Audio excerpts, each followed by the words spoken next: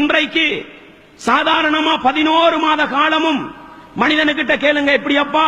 சரி பிசி, சரி பிசி, நேரமே இல்லைண்டுவாரு. ஆனா இந்த டிசம்பரிலே குறைந்தது ஒரு கிழமையாவது விடுமுறை போட்டு சுற்றுப்பயணங்களில் போகின்ற காட்சிகளை பார்ப்போம் நாங்கள்.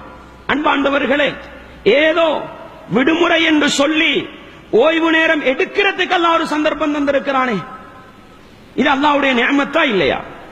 இருக்கிற வேலை பளுக்கள், இருக்கிற பிசிக்கு மேல பிசி, எல்லாவற்றையும் ஒரு இடத்திலே வைத்துவிட்டு எங்களுக்கு மனைவி பிள்ளை குட்டிகளுக்கென்று ஒரு நேரத்தை ஒதுக்குவதற்கெல்லாம் ஒரு சந்தர்ப்பம் தருகிறான் என்று சொன்னால் இது அல்லாஹ் செய்கின்ற மிகப்பெரிய நிஅமத் என்பதை நானும் நீங்களும் மறந்து விடாமல் சிந்திக்க வேண்டிய பகுதி என்ன தெரியுமா?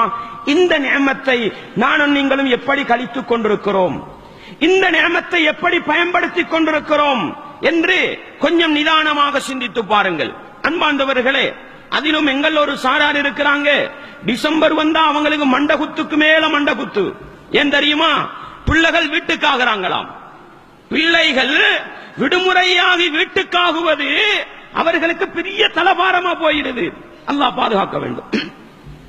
எங்களுடைய பிள்ளை குட்டிகள் 24 மணித்தியாலமும் எங்களோடு இருக்கின்ற ஒரு சந்தர்ப்பத்தை ஒரு மனிதன் துன்பமாக, முசீபத்தாக, தலையிடியாக கருதுகிறான் என்று சொன்னால் அல்லாஹ் பாதுகாக்க வேண்டும். அல்லாஹ்வுடைய தண்டனையும் கடுமையானதுதான். ரசூலுல்லாஹ் ஸல்லல்லாஹு அலைஹி வஸல்லம் அவர்களுடைய மஜ்லிஸ்ல ஒரு நாள் ரசூலுல்லாஹ் ஒரு சின்ன பிள்ளையை முத்தமிடுறாங்க. முத்தமிடுற நேரம் அல் அக்ரா இப்னு ஹாபிஸ் ரலியல்லாஹு அன்ஹு சொல்றாங்க, எனக்கும் 10 புள்ளகள் இருக்கத்தான் செய்றாங்க, நான் யாரையுமே முத்தமிடுறதில்லை என்று சொல்கிற பொழுது அல்லாஹ்வுடைய தூதர் சொன்னார்கள், யார் மனிதர்களுக்கு இரக்கம் காட்டுவார்களோ அவர்களுக்குத்தான் அல்லாஹ் இரக்கம் காட்டுவான் என்ற செய்தியை நபிகளார் ஸல்லல்லாஹு அலைஹி வஸல்லம் அவர்கள் சொன்னார்கள். அன்பாண்டவர்களே, பிள்ளைகள் என்பது எங்களுடைய செல்வம், பிள்ளைகள் என்பது அல்லாஹ் எங்களுக்கு செய்த அருள்.